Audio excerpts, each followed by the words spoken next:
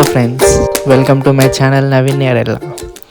And మధ్యరాత్రి 1 గంటకి snow పడడంతో చాలా ఎగ్జైట్ అయినా, ఎందుకంటే నేను వచ్చిన దగ్గర నుంచి ఇంత ఎక్కువ స్నో పడడం ఇదే ఫస్ట్ టైం.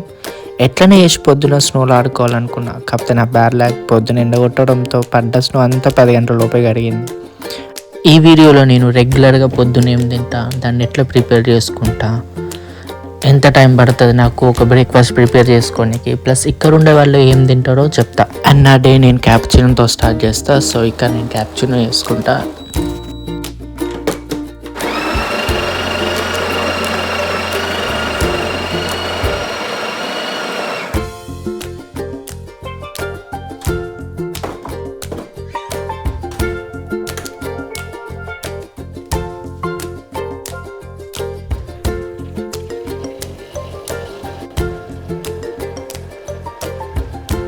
నేను ఇక్కడికి వచ్చిన కొత్తలో అసలు క్యాప్చినో తాకపోయేది.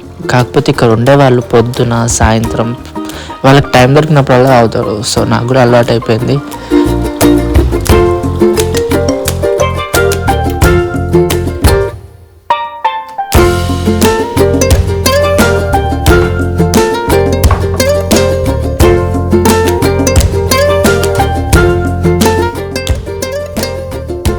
ఇక్కడ చాలామంది ఓట్స్ మిల్క్ ప్రిఫర్ చేస్తారు. సో నేను కూడా ఓట్స్ మిల్క్తోనే చేసుకుంటున్నా.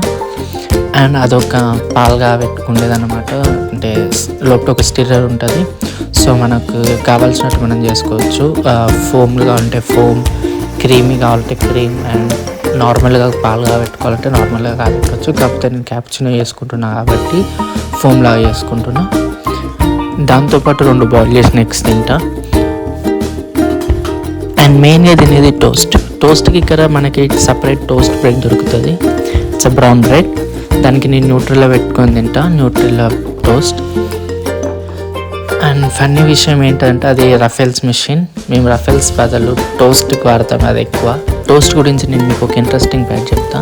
అదేంటంటే నా ఇక్కడికి వచ్చినాక ఒక డౌట్ వచ్చింది, ఎందుకు ఇంతమంది టోస్ట్ ప్రిఫర్ చేస్తున్నారు ఇక్కడ. బ్రేక్ఫాస్ట్ అంటే మనం ఏదో చాలా తినవచ్చు, కాకపోతే ఓన్లీ టోస్టే తింటున్నారు అని నేను మా మేడంని అడిగిన, ఎందుకు ఇక్కడ టోస్ట్ తింటాడు వీళ్ళు అని. సో తను ఏం చెప్పిందంటే 19th century ముందు వీళ్ళకి టోస్ట్ అంటే ఏంటో కూడా తెలియదు. అసలు వీళ్ళ ఫుడ్డే కాదు టోస్ట్.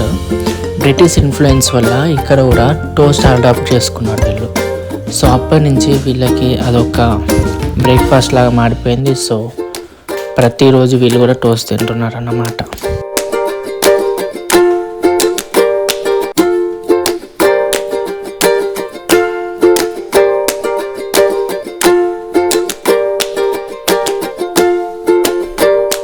అండ్ మన మిల్క్ ఫోమ్ రెడీ అయిపోయింది. నేను నా కప్లో పోసుకుంటున్నా.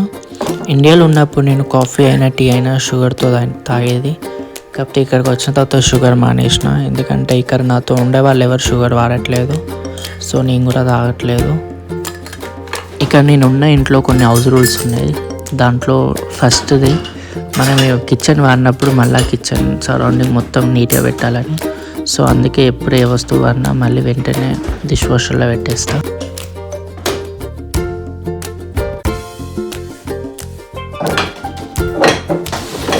ఇంతకుముందు క్యాపుచినో చేసినప్పుడు ఆ కాఫీ పౌడర్ తీయడం మర్చిపోయినా.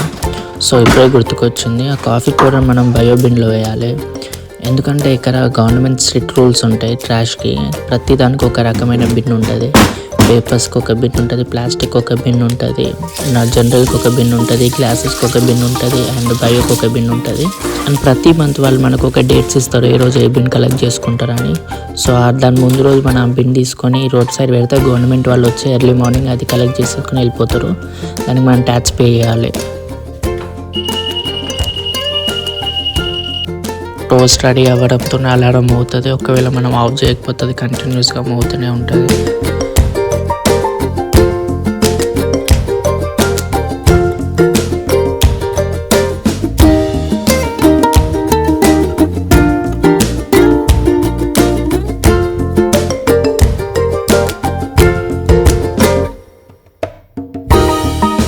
ఫైనల్లీ నా బ్రేక్ఫాస్ట్ రెడీ అయిపోయింది.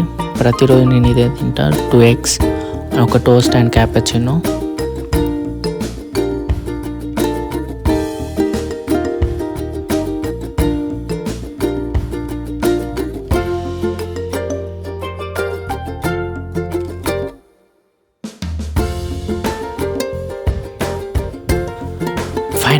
కంప్లీటెడ్. అండ్ ఇదే నా బ్రేక్ఫాస్ట్ తినడం అయిపోగానే అవి తీసుకెళ్ళి అది సోషల్లో పెట్టి ఆన్ చేస్తాను.